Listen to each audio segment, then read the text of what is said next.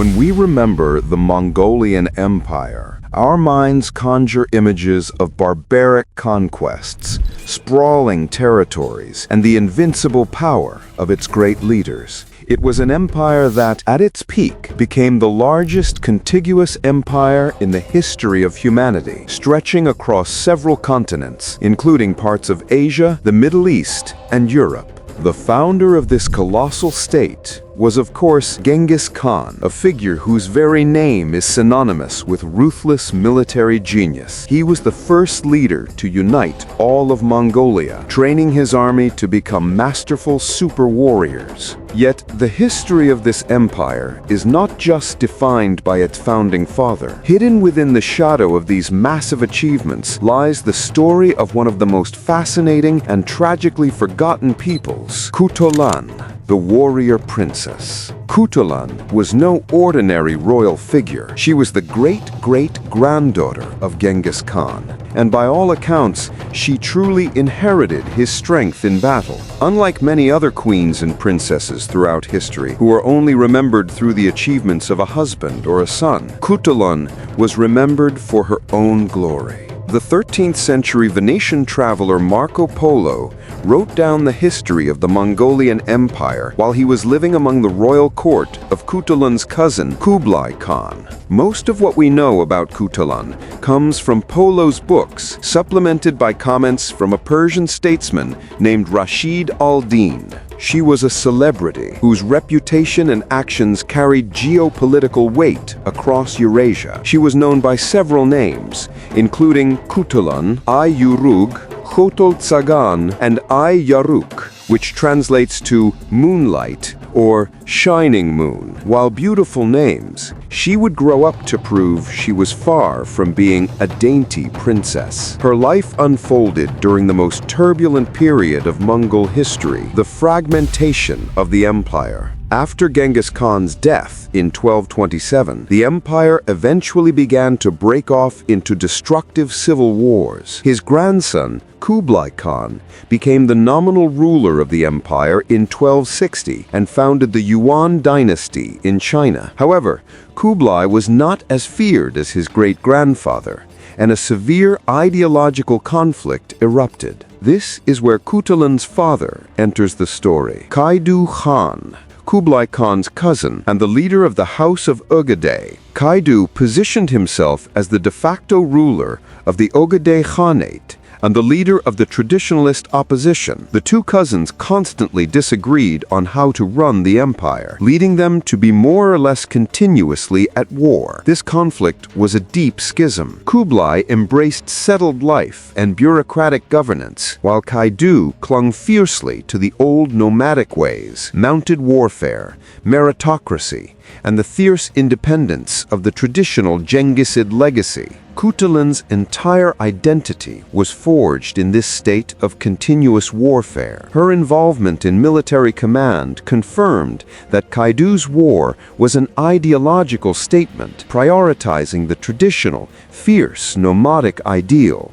Khutulun herself became a potent symbol of her father's resistance against the centralizing Yuan court. The Mongolian Empire was known for bringing innovation and peace in some periods, encouraging diplomacy and international trade, and being tolerant of all religions. But for Khutulun, her world was one of constant training, fighting, and survival. She was born into a life defined by the saddle, the bow, and the ring, and she just might have been the strongest Mongolian warrior of all time. To understand Khutulun, we must first understand the intense warrior culture from which she sprang. For thousands of years before Genghis Khan, Mongolian tribes were at war, with land and horses taken as spoils. In this harsh environment, women and children were often seen as men's property and trophies of conquest, and powerful men typically had harems. But the nomadic lifestyle also demanded a level of resilience from everyone. Genghis Khan's legacy ensured that future generations were trained to be some of the strongest people on the planet. If they aimed to stretch the empire across the globe, they needed to be prepared to take down any enemy. In traditional Mongolian culture, there are three revered manly skills: horse riding, archery, and wrestling. Wrestling, known as Bokh, is the most important, and Genghis Khan considered it one of the best ways to keep his army in combat shape. The training was rigorous. By the age of 2, boys were already learning how to ride on horseback and shoot bows and arrows. They practiced hand-to-hand combat, incorporating both ancient Mongolian fighting techniques and the Chinese martial arts of Kung Fu. Crucially, all this training, wrestling and archery included, had to be executed while riding at high speeds on horseback. This level of skill meant enemies could almost never knock a Mongolian off their horse. Horses were, and still are, a huge part of Mongolian culture. The number of horses actually outnumbered the human population. The saying goes, quote, "A Mongol without a horse is like a bird without the wings." While all this fighting and training was normal for boys, it was almost never taught to girls. Women were usually expected to be delicate and subservient to men while they managed household tasks, farming, and child-rearing. But Khutulun was an exception. She was a tomboy since she was young, far more willing to practice fighting with the boys than to dance or play with dolls. Marco Polo described her physical presence as statuesque. She was so tall and strongly built that one might mistake her for a giantess. Given that traditionally royal family members chose the most beautiful women as wives, she was likely very pretty, perhaps looking like a modern-day supermodel. But it wasn't her beauty that defined her. It was her incredible wrestling skills. Khutulun became a champion wrestler, excelling in all the Mongol arts. Mongolian-style wrestling, Bokh, is unique. There is no separation of weight class. It is a test of raw strength, where two people lock arms and try to push one another down using their entire body. Once the opponent is knocked to the floor, the standing person wins, meaning physical strength typically determines the victor. Khutulun practiced ceaselessly, growing stronger every day, with the goal of becoming the strongest wrestler in the world. She was soon better than any man she had ever gone up against. Her father, Kaidu Khan, noticed her extraordinary capabilities. Despite having 14 sons, Kaidu's favorite child by far was his daughter, Khutulun. He heavily relied on her as a warrior and a confidant. Her independence was nurtured by Kaidu, who saw in her a reflection of his own fierce warrior spirit. This elevation to a position of such high authority over her many brothers speaks volumes about the respect and confidence she commanded. When she reached marriageable age, suitors naturally began to show interest. Her father prepared to arrange eligible matches, expecting political alliances to trump falling in love. But Khutulun, never afraid to speak her mind, made a rebellious announcement. She declared that she would never marry a man unless he was able to defeat her in a wrestling match. In a world where even princes usually couldn't choose their spouses, this was an astonishing demand. But because she had demonstrated such immense strength, Kaidu gave his daughter his word that she could marry any man of her choosing, provided he met her standard. An official proclamation was written and spread across the empire. The rules were simple, the stakes were high, and the legend was about to be born. Khutulun's wrestling challenge was more than just a personal preference. It was a brilliant mechanism for political and personal agency. She rejected alliances based solely on lineage or wealth, demanding that any husband must prove his worth through physical combat, reinforcing the nomadic ideal that valued prowess above all else. The entry fee for the challenge was immense. 100 horses. Sources mention the fee could vary, sometimes being 10, but the standard was clearly prohibitive. Considering that most ordinary people were lucky to own 1 or 2 horses, owning 100 required a man to already come from some form of nobility. The consequences of losing were severe. Suitors had to forfeit their horses to the house of Ogde. This system allowed Khutulun to leverage her personal skill into strategic power, rapidly increasing the wealth and military capacity of her father's army. Khutulun remained undefeated throughout her life. Marco Polo famously recorded that Khutulun eventually amassed a tremendous herd of prize horses from her failed suitors. He claims she collected a fleet of over 10,000 horses. While the number 10,000 may be hyperbolic, signifying a ludicrous, uncounted amount, it powerfully underscores the sheer scale of her wealth and success, potentially rivaling the emperor's own herds. This accumulation of horses was crucial. In nomadic society, horses are the ultimate currency, providing mobility, status, and military capacity. By winning this wealth herself, Khutulun became an independent center of resources, securing her political and financial strength regardless of marital status. It's safe to assume that many men who showed up, often nobles, felt overly confident that they could defeat a princess. They probably thought it would be a piece of cake, but they left feeling utterly humiliated after she knocked them to the ground.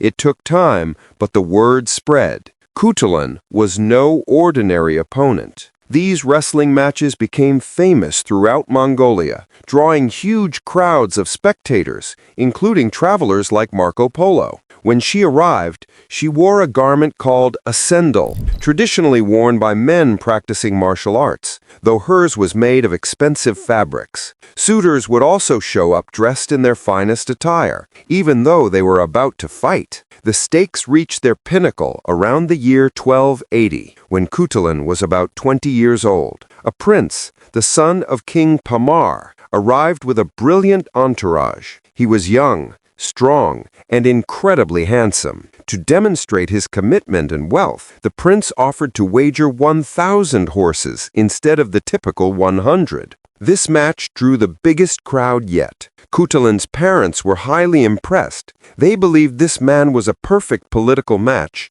and encouraged Khutulun to lose on purpose so she could marry him. Khutulun's reply was definitive. She would never lose on purpose for any fortune in the world. She insisted that the man truly worthy of her hand in marriage would win without her throwing the match. The match was violent and dramatic. To his credit, Marco Polo recorded that this prince lasted the longest of any wrestler Khutulun had ever faced, but her dedication to her standards was absolute. Khutulun prevailed, slamming the prince onto the palace floor. The cheering stopped, and the room went silent. For the first time, the audience was actually disappointed she had won. By refusing to compromise, even for a valuable political alliance, she cemented her reputation for unyielding independence. She walked away 1,000 horses richer. This victory was not just personal. It became political propaganda for her father Kaidu's faction, validating their ideology of fierce nomadic meritocracy against the perceived weakness of the settled Yuan court. She had secured her autonomy, for now.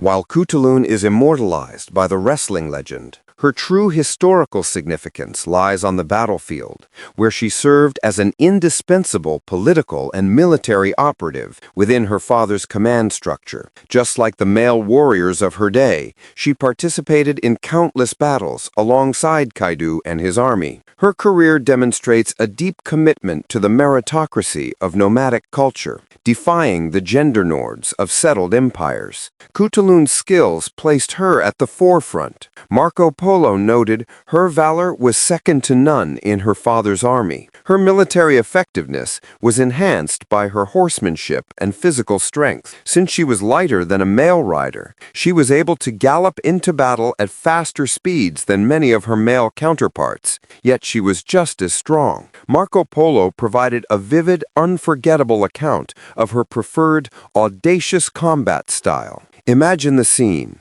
Khutulun would gallop up to an enemy soldier on the opposite side of the battlefield, execute a daring dash at the opposing host, and seize a man out of the melee. She would pick up the enemy soldier, often mounted and armored, with just one hand, lifting his body off the ground while remaining on horseback, and deliver the captive back to her side of the battle. Marco Polo described her technique as snatching a captive as deftly as a hawk pounces on a bird or snatches a chicken. This extreme feat of strength terrified the enemy and served as a powerful form of psychological warfare. It contributed to the reputation of Kaidu's forces as possessing superhuman strength, helping to maintain morale against the more numerous Yuan armies. The 13th century Persian historian Rashid al-Din, writing from the perspective of a rival Mongol court, confirmed her active role and competence. He wrote directly that she often went on military campaigns where she performed valiant deeds. The fact that even chroniclers from enemy territories confirmed her active military service demonstrates her undeniable historical role. Rashid al-Din also noted, perhaps derisively, that she went around like a boy. By the late 1290s, Khutulun had established herself as one of Kaidu's most reliable battlefield leaders. She displayed strong leadership and frequently influenced tactical decisions that determined the outcome of engagements. She exposed herself to the same dangers as her soldiers, earning their trust and willingness to follow her. Her father recognized her brilliance formally. Kaidu Khan considered Khutulun to be the best warrior in his army and the most capable leader. She was granted a silver medallion called a jergi to wear around her neck. This medallion was a sign of independence and power, the modern-day equivalent of becoming a decorated general. Crucially, Khutulun is the only Mongolian woman ever recorded to hold that honor. Let that sink in. Kaidu was willing to state that his daughter was the strongest warrior in his entire army. This was a tremendous deal, even in an empire full of men who were born and bred to be war machines. Khutulun's influence was not limited to combat. She was a trusted political advisor to her father, demonstrating keen intellect and strategic thinking. Kaidu highly regarded her counsel and allowed her to actively participate in political discussions and the planning and execution of diplomatic endeavors. Her elevation to such high authority over her 14 brothers speaks volumes about her political competence. Her loyalty and strength were vital, but the rigid political structures of the Mongol world were waiting to challenge her power, not with a wrestling match, but with gossip and tradition. Khutulun's decades of kicking ass and refusing to marry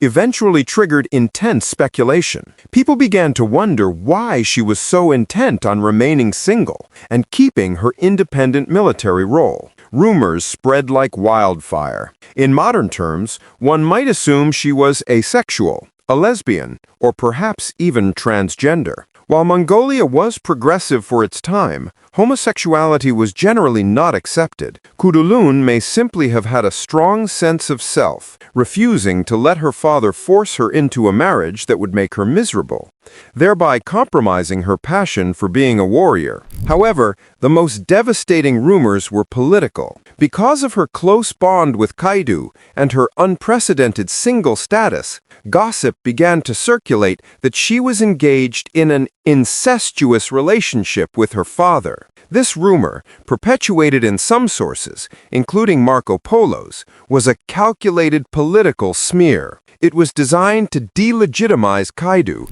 and the House of Ogedei, whose power depended on moral authority and adherence to traditional law. Kaidu was already fighting a decades-long war against Kublai, and this slander critically compromised their standing. One account suggests that Khutulun may have been fighting so hard for freedom because she was in love with a man she couldn't have. Ghazan, the Mongolian leader of the Persian territories and a descendant of Genghis Khan. Since they were cousins, their union may have been forbidden due to their close relation. Ghazan eventually converted to Islam, setting a precedent for future rulers in modern-day Iran, and married another princess named Kokochin, who was nicknamed the Blue Princess and was known for her stunning beauty.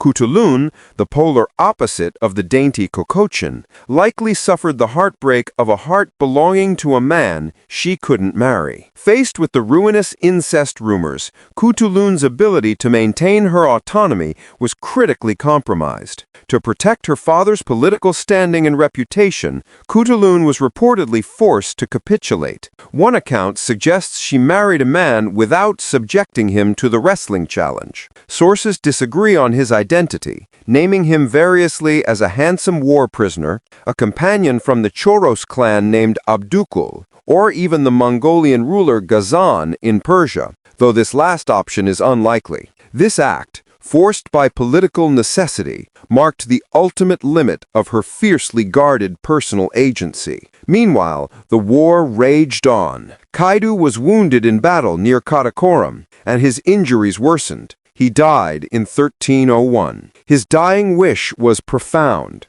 Even though he had 14 sons, Kaidu attempted to break all Mongolian traditions and appoint Khutulun as his true heir to the khanate. At 41 years old, Khutulun had decades of military and political experience and was respected and feared amongst the army. She was finally ready to take on the role of leader. However, the ceiling of patriarchal tradition held firm. The resistance from her brothers was immediate and intense. One brother supposedly demanded, "What have you to do with kingship and chieftainship? You should mind your scissors and needles." She and her brother Oris initially guarded Kaidu's tomb, symbolizing their determination to protect his legacy. But the political storm was too great. Chapar, Khutulun's brother, eventually became the new Khan. Khutulun herself allegedly declined the formal title, preferring to focus on leading the military and running affairs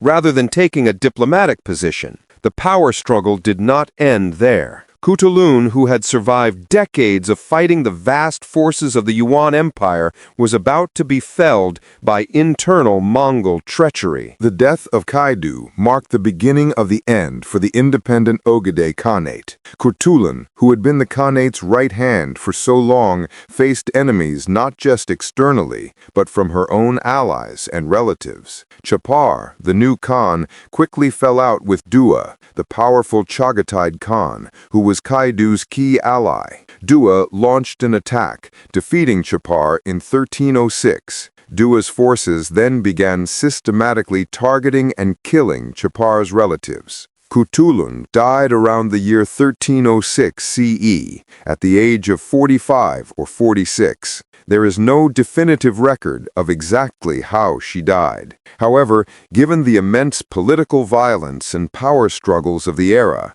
most historians believe her death was highly likely to have been politically motivated. Some reports claim she died in battle, while others conclude she was assassinated by Dua's followers. One chronicler reported that Chagatai forces tracked her party near her father's tomb in 1307 and killed her husband and 2 sons, with Khutulun presumed to have died around this time. The ultimate irony of Khutulun's life and death is striking. She was eliminated not by the superior external power of Kublai Khan and the Yuan dynasty, but by the internal fratricidal politics of a former Mongol ally. Her assassination marked the final dissolution of the independent Oghide resistance movement. Khutulun is rightly remembered as one of the last great nomadic warrior princesses, a symbol whose demise confirmed the final fragmentation of the unified nomadic ideal she and Kaidu fought desperately to preserve. The reason many people may never have heard of Khutulun until now is the scarcity of primary sources. Only Marco Polo and Rashid al-Din were around in the 1200s to write down the details of her life, and each of them devoted perhaps only 1 or 2 pages to her story. Despite being barely mentioned in historical texts, the story of her strength was so fascinating that it was preserved by word of mouth among both Chinese and Mongolian people. As her tale migrated across cultures, it became convoluted, like a historical game of telephone. In the 1700s, a French writer named François Petit de la Croix published a collection of Asian tales for a Western audience, including a version of Khutulun's story. In this French adaptation, she was renamed Turandot, a Persian term meaning Central Asian daughter. In the Turandot story, a crucial shift occurred. The princess's challenge was fundamentally altered. Her requirement to defeat her in a physical contest, wrestling, was replaced by the need to solve 3 deadly riddles. This intellectualization of the challenge served to culturally domesticate the fierce, politically independent nomadic woman for a European audience, sanitizing the raw physical power that was the source of Khutulun's autonomy. The story was eventually made into a play by Carlo Gozzi, later cemented in global popular culture through Giacomo Puccini's famous opera. The operatic narrative fundamentally misrepresents the historical figure. Puccini's Turandot is a cruel princess whose journey culminates in her submission to romantic love, directly contrasting with the historical Khutulun, who maintained her independence through physical force until political necessity compelled her to marry. Today, Khutulun's true story continues to resonate as a powerful symbol of female empowerment and defiance. In contemporary Mongolia, she remains a revered figure, especially within the tradition of Bokh. Her undefeated status as a female wrestler led to a powerful and enduring tradition. Male Mongolian wrestlers must wear an open-chested vest called a zodag during matches. This design, which exposes the chest, is intended specifically to confirm to opponents that they are wrestling a man and not a woman of Khutulun's unmatched strength. Her story serves as a historical counterpoint, demonstrating that even in a society considered highly patriarchal, exceptional female martial skill and political acumen could provide agency and command respect. Khutulun, the princess of the moonlight, who conquered territories, advised khans, and wrestled countless suitors for a herd of 10,000 horses, stood as the ultimate embodiment of the fierce, unyielding nomadic spirit in the final chapter of the great unified Mongol Empire. Her memory and the true story of her strength truly deserve to live on.